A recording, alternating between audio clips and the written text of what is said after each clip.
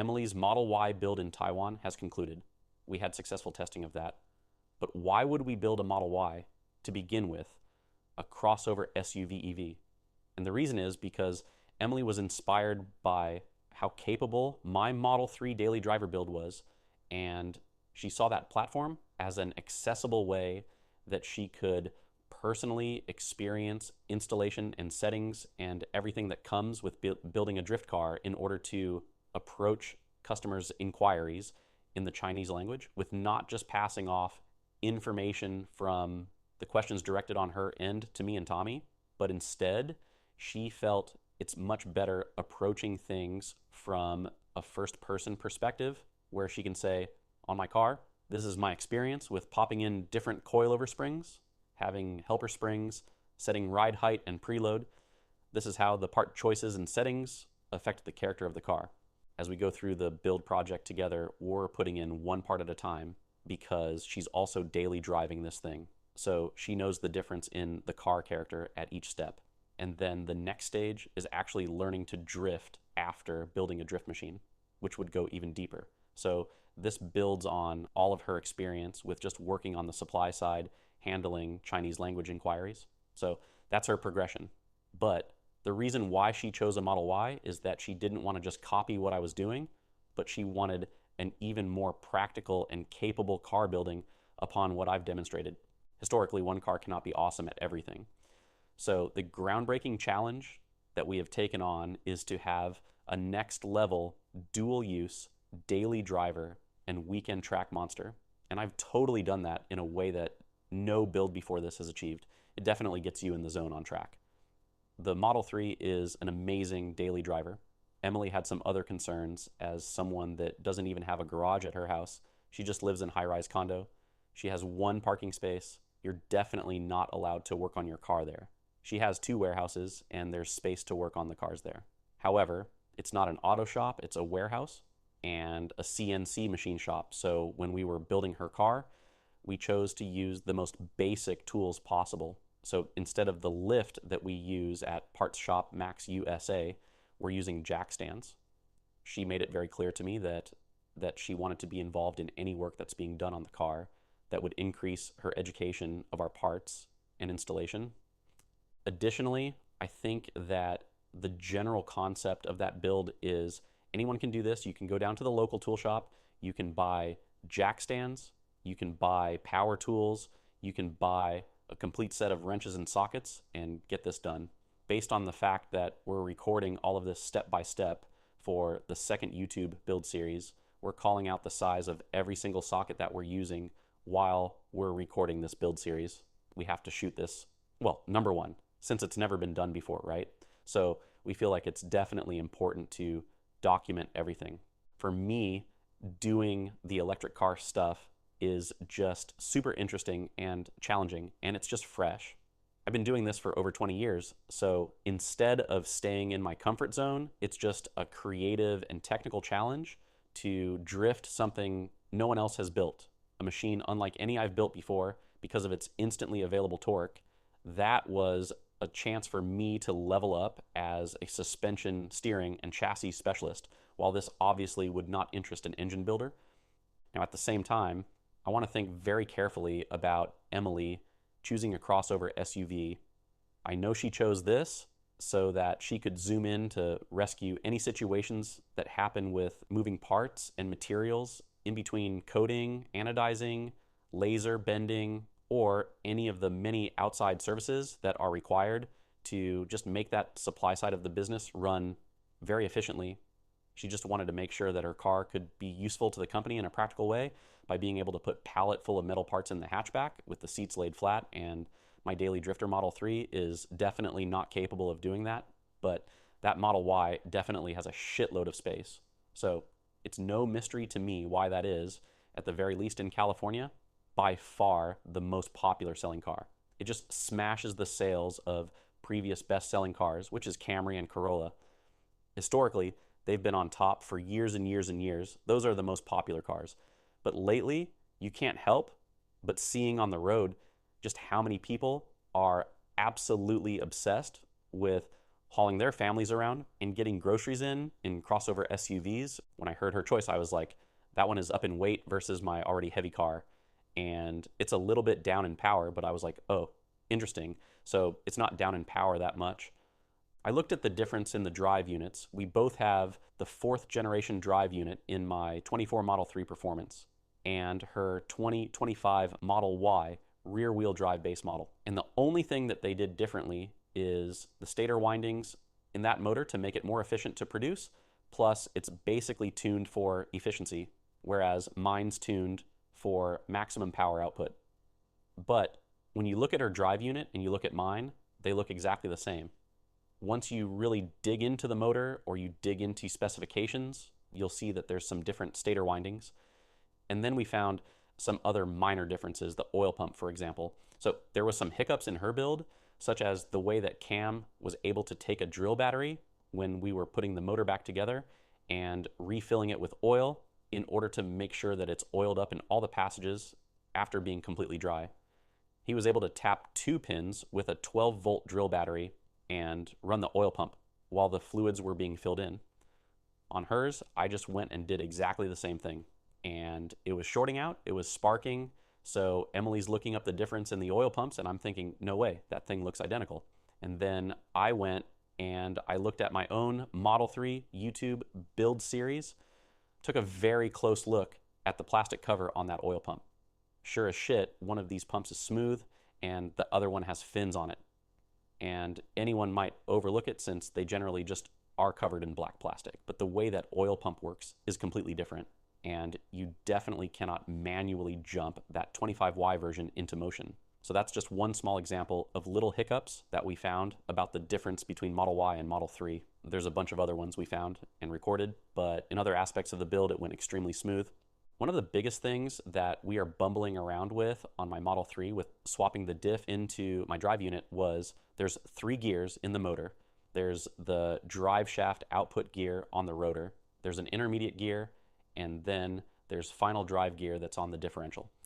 So we take the drive shaft gear off, and then we take the intermediate gear off, and then we take the diff out, transfer that ring gear onto the LSD, put everything back together, and reverse order, right? So the Model 3 build logic is just take it apart and you put it back together the opposite way. So first we put in the differential with the ring gear in, and then we put the intermediate gear in, and then we put the drive shaft gear on. And that last thing, due to the permanent magnet motor, it wants to be anywhere except for lined up on center. So when we were recording the Model 3 build, we've got a freaking broomstick in the hollow shaft trying to leverage this thing to be able to slide the bearing in place. But it would just jump off center to the opposite side when we force it and then would jump back. Our idea was that we'll just put a brass shim in the opposite side of the bearing mounting surface that we're pushing towards so that it doesn't jump past center. It should now stop halfway there, and then we can pop the shim out and just hammer that bitch into its hole. So this situation arises from us simply not knowing what we're doing. There's no information, there's no factory service manual on how to get into that drive unit, because the only thing that you can do within the Tesla parts catalog is just replace the entire $3,500 drive unit. This is anxiety inducing when it comes to removing the bearings, which are absolutely not for sale, and the laser markings on them result in 0 search results online. To swap differentials, we have to remove both bearings from the OEM open differential, and we have to transfer those over to the aftermarket LSD. This required some customized tools. So we had a guillotine style bearing puller, and the only way that we could get that to touch the inner race only is if we grinded the shit out of it until it's super sharp on the ID. Only then it would ride up this radius on the OEM diff and finally touch off. And then we even relieved the opposite side. So that tool has got a ramp side and it's got a flat side, and we had to relieve the flat side that the ramp side's ramping up against the diff radius. The flat side of that tool goes towards the bearing. We've grinded it out so that it cannot touch the outer race or the balls. You just have to press it off with force on the inner race only. we also customized a 2-jaw bearing puller because the opposite side of that same diff has 2 little notches under the bearing. The notches are 5 millimeters wide where you can actually contact the inner race of the bearing.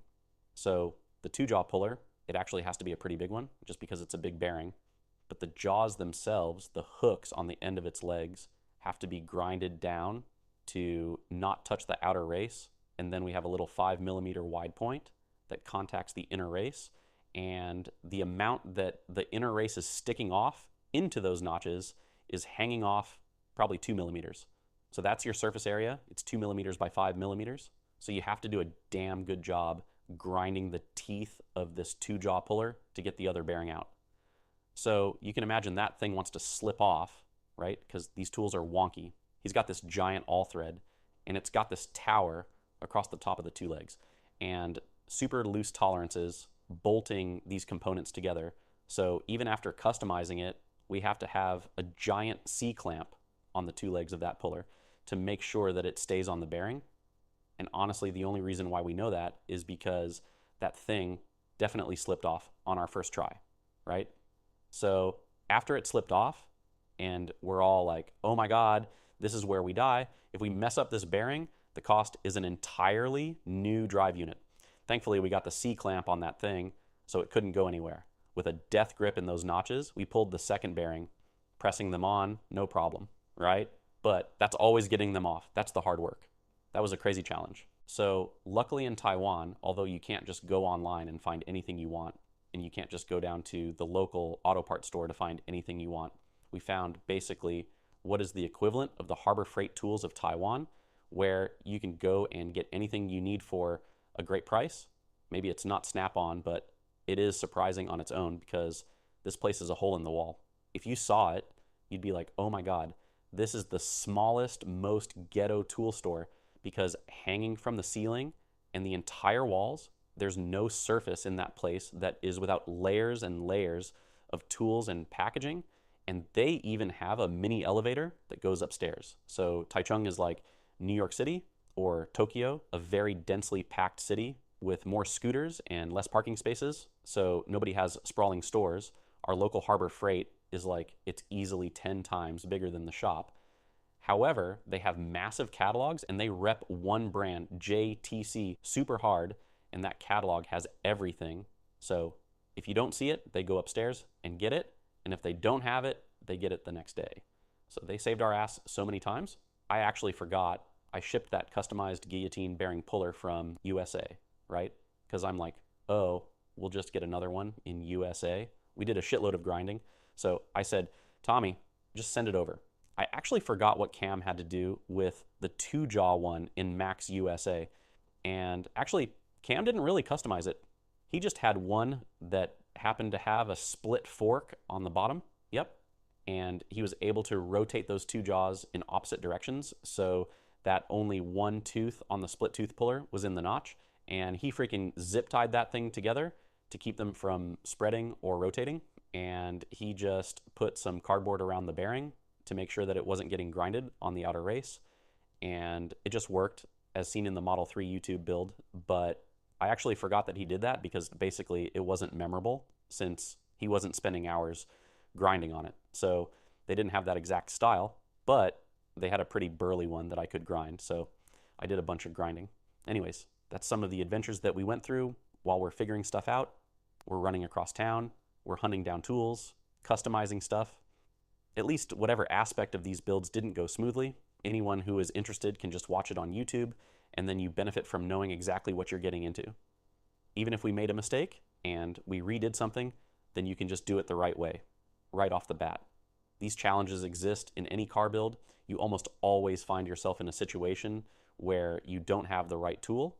And of course, we're going to find many things we did not expect when it's the first Model Y drift build on Earth.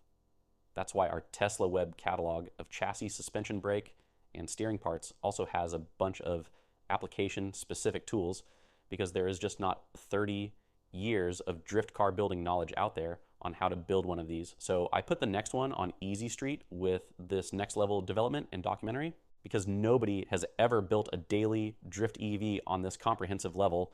Weird predicaments come at us regularly, and then we just had to figure it out. With car builds in general, you might be fabricating something up, you might be grinding a tool, you just need to get to the same end result. So I have never started any task on any car and had it done in the time that I expected it to be done.